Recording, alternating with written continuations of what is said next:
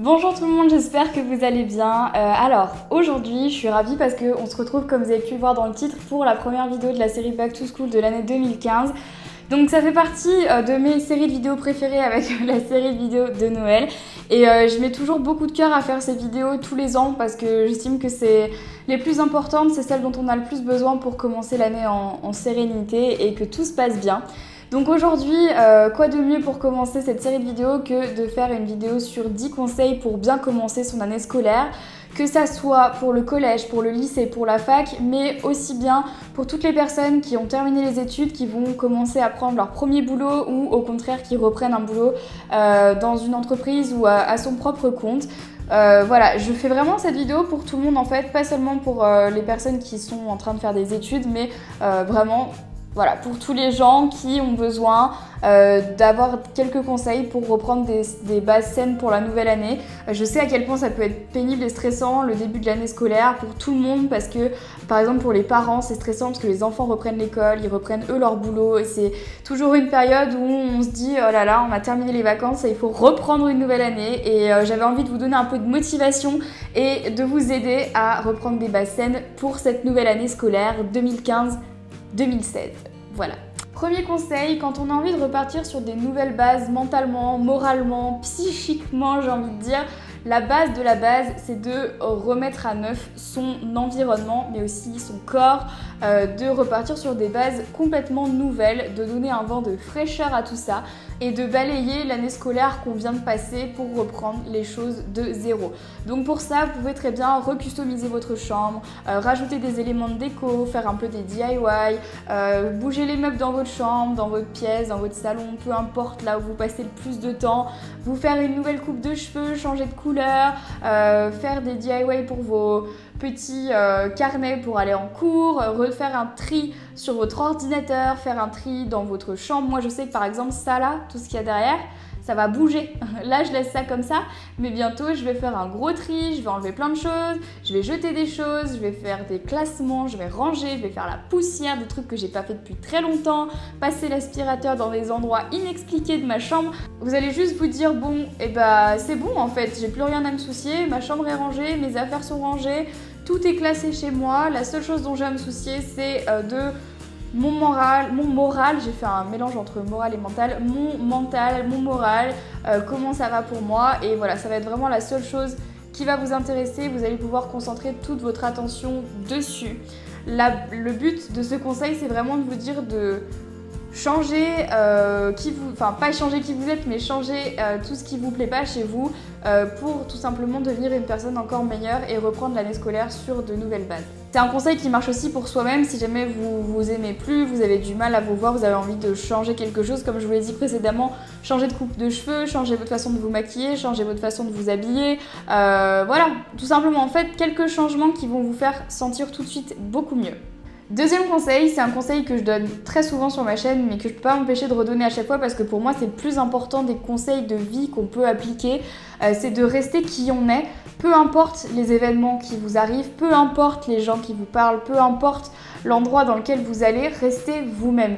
Ne changez pas qui vous êtes pour les autres, surtout pas. Ne changez pas qui vous êtes parce que vous allez dans un nouveau lycée, dans une nouvelle fac, dans un boulot qui vous plaît. Ne faites pas les choses en fonction des gens, ne changez pas pour être comme eux et pour qu'ils vous acceptent. Les gens doivent vous accepter tel que vous êtes et si ça ne leur plaît pas, eh bien ils ne sont pas amis avec vous et ce n'est pas grave. On ne peut pas être amis avec tout le monde, mais soyez amis avec des gens qui vous ressemblent et qui vous acceptent pour qui vous êtes. Parce que si vous changez de personnalité dès le départ, dans un nouveau collège, dans un nouveau lycée, une fac, un boulot, les gens vont vous catégoriser de personnes comme celles que vous vous êtes forgées et le jour où vous allez vous révéler, le jour où votre vraie personnalité va ressortir, les gens vont vous dire mais attends, t'as changé, t'étais pas comme ça avant, alors qu'en fait vous avez toujours été comme ça, mais vous vous êtes juste adapté pour les autres et je veux pas que ça vous arrive parce que je pense qu'il n'y a rien de pire que ensuite devoir rentrer dans un personnage qu'on n'est pas et ça peut durer des années, et je veux pas, enfin ce serait vraiment trop dommage, donc faites attention par rapport à ça, restez qui vous êtes, les gens vous acceptent pour qui vous êtes et s'ils ne vous acceptent pas, eh bien changez d'amis ou ne les côtoyez tout simplement. C'est un conseil qui ne va peut-être pas plaire à tout le monde, mais quand on commence une nouvelle année scolaire, il est assez important de mettre de la rigueur dès le départ dans ce qu'on fait. Par rigueur, j'entends plus ou moins travail et persévérance.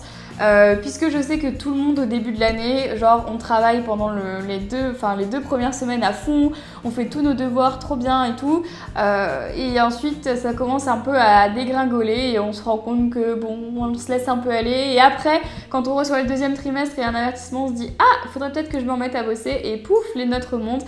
Et en fait le but c'est de pas faire la montagne russe avec nos notes, là je parle plutôt du coup pour le collège, pour le lycée, pour la fac, c'est vraiment d'essayer d'instaurer une rigueur tout au long de l'année. Pourquoi ? Pas parce que c'est bien de travailler et tout, bien sûr que c'est bien de travailler, mais c'est surtout parce que sinon ça va vous stresser. En fait, vous vous rendez pas compte le stress que ça peut créer à quelqu'un que de se dire j'ai pas fait mes devoirs, j'ai pas fait ma leçon, de s'endormir le soir en se disant j'ai pas appris ça et demain j'ai un contrôle, et bah voilà, le stress que ça vous met, mais c'est pas bon quoi, c'est pas sain, parce que du coup vous allez accumuler du retard, vous allez être encore plus stressé, ça va encore moins bien se passer, vous allez vous sentir encore plus mal. Ça sert à rien quoi. Tandis que si vous avez une rigueur, peu importe, je vous demande pas d'avoir 18 de moyenne, mais si vous avez une rigueur tout au long de l'année, que vous vous donnez à fond dans vos études ou même dans votre boulot, et bah vous avez rien d'autre à vous soucier après. Une fois que ça c'est fait, tout le reste c'est du bonus. En fait, c'est juste que ça, c'est la base. Et du coup, une fois que vous l'avez, vous n'avez pas besoin de stresser pour ça. Les seules choses pour lesquelles vous allez avoir à vous stresser, c'est le reste en fait. Si vous viviez encore chez vos parents, comme je le dis souvent, c'est vous, comment vous êtes habillé et tout, la façon dont vous interagissez avec vos copains, vos copines et tout. Si vous êtes au boulot, bien évidemment, vous allez avoir à vous soucier du loyer et du reste. Mais ce que je veux dire, c'est que ça vous enlève déjà un poids monstrueux que de se dire qu'au niveau du travail, ça se passe bien en fait. Conseil et non des moindres, je vous ai parlé du travail dans le conseil précédent, mais le plus important, bien évidemment aussi, c'est d'avoir un échappatoire, parce que on peut pas vous demander d'être au top niveau tout le temps, et que quand ça va pas, vous avez besoin d'avoir quelque chose à côté qui vous fait du bien, qui vous fait penser à autre chose. Je pense que ça aussi, c'est un conseil que je répète assez souvent, mais qui selon moi est nécessaire. Quand vous entrez dans une nouvelle période scolaire, trouvez-vous quelque chose à faire à côté, ne restez pas bloqué dans quelque chose, dans un milieu qui vous prend tout votre temps. Essayez de vous libérer un peu l'esprit. Alors ça peut être n'importe quoi, ça peut être une passion créative, genre le dessin, la peinture, je sais pas, tout ce que vous voulez. Ça peut être du sport, donc je sais pas, de l'équitation, de la gym, de la nage, tout ce que vous voulez pareil. Ou alors la photographie. Moi par exemple, ce que j'adore faire, c'est les vidéos YouTube, le montage vidéo, filmer des vidéos, trouver des idées de vidéos, ça c'est quelque chose que j'adore faire. Mais bon voilà, chacun doit trouver un échappatoire, même si c'est pas spécialement tout ce que je veux citer, mais juste par exemple, je sais pas, la lecture, aller faire une balade avec votre chien, avec vos petits frères, avec vos petites sœurs, sortez, enfin voilà. Faites quelque chose d'autre à part votre boulot et vos études, parce que sinon vous allez juste faire une overdose comme on dit, et trop de choses. En fait, le trop c'est jamais bon, dans tous les domaines possibles et inimaginables. Et je vous dis ça en connaissance de cause, parce que moi pour le coup, dans ma vie j'ai pas de chance, mais mon caractère fait que c'est soit trop, soit rien. Donc c'est très compliqué, c'est soit par exemple je fais toute une journée où je fais que des vidéos, toute la journée, et une journée où je fais rien. Mais quand je dis rien, c'est le néant. En fait, c'est pas bon d'être comme ça. Moi, je suis comme ça, mais j'ai vraiment pas de chance et j'essaye de changer. Je fais ce que je peux, mais c'est pas bien d'être comme ça, parce que du coup, après, ça vous crée des tensions, ça vous crée des stress. Enfin bon, bref. C'est pas du tout le sujet de ce conseil, c'est juste, voilà, ce que je voulais dire à la base, c'est trouvez-vous des échappatoires et quelque chose d'autre à faire. 5e conseil assez général, mais qui est quand même assez bon de rappeler dans ce genre de vidéo, c'est d'avoir une bonne hygiène de vie. Je le redirai encore une fois jamais assez, mais je pense que c'est très important. Surtout, bon, outre le sport, la bonne alimentation, tout ça que je mets dans une case à part, ça c'est comme vous voulez, vous en faites ce que vous voulez, mais je parle plutôt de la bonne hygiène de vie concernant le sommeil, parce que pour moi c'est ce qu'il y a de plus important quand on veut bien démarrer une nouvelle année scolaire, c'est d'avoir un bon sommeil. Et vous allez me dire pourquoi, c'est débile ton truc, ça sert à rien de dormir, ou voilà, parce que j'ai déjà vu des trucs comme ça. En fait, avoir moins de sommeil, alors on va faire un schéma très facile, moins de sommeil c'est plus de fatigue, c'est plus de stress, c'est plus de mauvaise humeur, c'est plus de problèmes. Vous voyez un peu le schéma? Donc en gros, si je le fais dans le sens inverse, plus de sommeil est égal moins de fatigue, moins de stress, moins de problèmes et forcément plus heureux. Donc ça peut paraître ridicule comme ça, où les gens peuvent me dire c'est pas grâce au sommeil que je vais être plus heureuse. Essayez et vous verrez et vous m'en direz des nouvelles. Sans compter le fait que quand vous dormez mieux, vous avez beaucoup plus d'énergie pour aller au boulot, pour aller au lycée, au collège, à la fac, et que du coup vous allez aborder votre journée d'une bien meilleure façon et de façon bien plus positive que si vous n'avez pas assez dormi. Conseil numéro 6, tout au long de l'année, essayez de rester organisé un maximum. Donc pour ça, vous avez les to-do list que j'adore, que je remplis tout le temps, les agendas, les plannings, vous pouvez vous faire un Google Agenda, moi je sais que j'en ai un et ça me sauve la vie, les agendas papier comme vous préférez, les rappels sur vos téléphones pour vous rappeler de faire des trucs un petit peu tout le temps. Essayez de rester organisé au maximum parce que encore une fois, c'est moins de stress, plus d'organisation, c'est juste de se dire que le mois va se passer très facilement, ça va tout couler dans le bon sens. Voilà, il n'y aura pas d'accro, pas de jour où tu seras en retard, pas de jour où tu vas stresser parce que tu n'auras pas fait un truc, pas... Voilà, juste prendre de l'avance sur ce que vous faites et rester organisé tout au long de l'année. Essayez de ne pas déroger à cette règle-là, de vous dire genre il y a une semaine, hop, pump it up, c'est bon, je fais rien. Non, essayez vraiment de vous prévoir un emploi du temps. Moi, c'est ce que je fais. Si je faisais pas ça, moi, je serais perdue, juste complètement perdue. Conseil numéro 7, je voulais aussi en parler parce que je pense que c'est important. Quand je disais repartir sur des bases saines, c'est aussi repartir sur des bases saines au niveau des amis que l'on a. Je pars en fait du principe que les amis doivent se compter sur les doigts d'une main et que ça suffit amplement. N'essayez pas de vous faire des potes à tout prix qui vont sûrement vous décevoir et qui voilà, ne vous aiment peut-être pas réellement ou sont juste potes avec vous pour une certaine raison qui ne vous plaît pas forcément. Essayez de rester fidèle à vos amis, n'allez pas manger à tous les râteliers. Enfin, c'est compliqué à expliquer, mais en gros, essayez de rester amis avec les gens qui vous ont toujours été fidèles, qui ont toujours été gentils avec vous, qui vous ont jamais fait de mal et n'allez pas les décevoir en essayant de traîner avec des personnes plus populaires ou plus friquées ou je sais pas quoi. Restez fidèle aux gens que vous connaissez, qui vous connaissent depuis des années et faites tout pour ne pas les perdre parce qu'une fois que vous les aurez perdus, vous ne pourrez pas les récupérer. C'est ça que j'essaye de dire.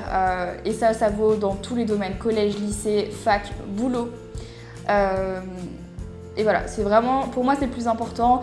Faites attention aux gens avec qui vous êtes, avec qui vous restez, avec qui vous traînez.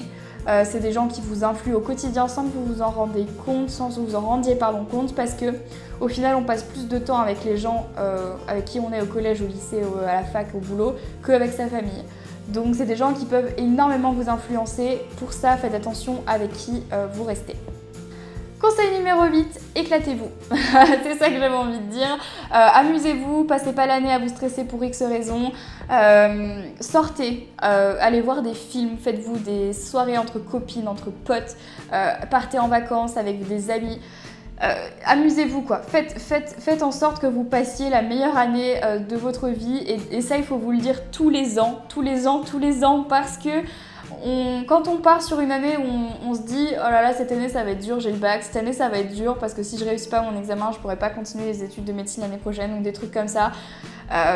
Vous allez avoir moins d'énergie, vous n'allez pas être aussi motivé que si vous commencez l'année en vous disant cette année ça va être juste la meilleure de ta vie. Et je parle surtout là pour le coup du lycée. Moi j'ai carrément kiffé mes années lycée, enfin plutôt la première et la terminale, c'est 2 années que je pense que j'oublierai jamais. J'ai passé vraiment 2 super années avec plein de super souvenirs et je suis tellement triste que ça soit fini. Là, cette année, ça fait 2 ans que j'ai passé mon bac et j'ai l'impression que c'est passé à une vitesse folle, que j'ai pas vu le temps filer et je suis vraiment triste d'avoir perdu un peu contact, pas tellement mais un petit peu quand même, d'avoir perdu contact avec les gens avec qui j'étais amie au lycée et des fois de me souvenir, quasiment tous les jours j'ai des souvenirs de mes années lycée et ça me manque énormément. Donc tout ce que j'ai à dire c'est profiter. Mais vous laissez pas emmerder par tous les problèmes que vous pouvez avoir autour. Vous laissez pas emmerder par les filles qui vous font chier à la cour de récré, pendant les cours, des gens qui vous aiment pas, mais juste on s'en fout. C'est pas ces gens-là qui créent vos souvenirs, c'est pas ces gens-là qui doivent créer vos souvenirs, qui doivent faire en sorte que vous passiez une mauvaise année. Des années lycée, on n'en a pas beaucoup, donc profitez-en, mais je vous jure, mais amusez-vous, entourez-vous des bonnes personnes et kiffez quoi. C'est trop court les années lycée, juste... C'est vraiment, moi je regrette tellement que ça soit fini. amusez-vous quoi, vraiment, la fac, le lycée, le collège, mais amusez-vous. Parce que quand ça sera fini, vous allez être... ça va être dur hein. Conseil numéro 9, pensez à vous déconnecter des réseaux sociaux, d'internet en général. Je pense que c'est super bon internet et tout ce que ça nous apporte. C'est un accès à la culture incroyable, c'est un accès au savoir de malade. Mais c'est aussi une porte ouverte, grande ouverte au cyberharcèlement, aux insultes gratuites, aux critiques méchantes et sans fond. Et donc pour ces raisons-là, déconnectez-vous des réseaux sociaux quand vous en avez l'occasion. Arrêtez Twitter, arrêtez Facebook, arrêtez Instagram, arrêtez tout. Parce que ça va vous faire le plus grand bien. On peut commencer une journée de super bonne humeur, de se dire ah ça va super bien. Du moment où vous allez regarder Twitter et vous allez recevoir une sale notification, un sale commentaire ou quelqu'un qui sera venu vous dire un truc pas cool, votre journée va être pourrie. Donc pour ça, essayez de vous déconnecter un maximum des réseaux sociaux quand vous en avez le temps et l'occasion, mais passez plus de temps avec vos amis en dehors d'internet, genre sortez au ciné, allez faire du shopping, allez boire un verre avec vos amis, plutôt que de les côtoyer sur Twitter ou sur Facebook, parce que vous passerez plus de bon temps, ça crée des souvenirs. Internet ne crée pas de souvenirs, enfin... Si, en l'occurrence, dans mon cas, Internet, donc YouTube me crée des souvenirs tous les jours, mais Internet et les réseaux sociaux ne vous créent pas forcément des souvenirs, ou en tout cas pas forcément des bons, donc essayez de vous en déconnecter le plus possible. Vous verrez, ça va pas forcément vous manquer, je pense.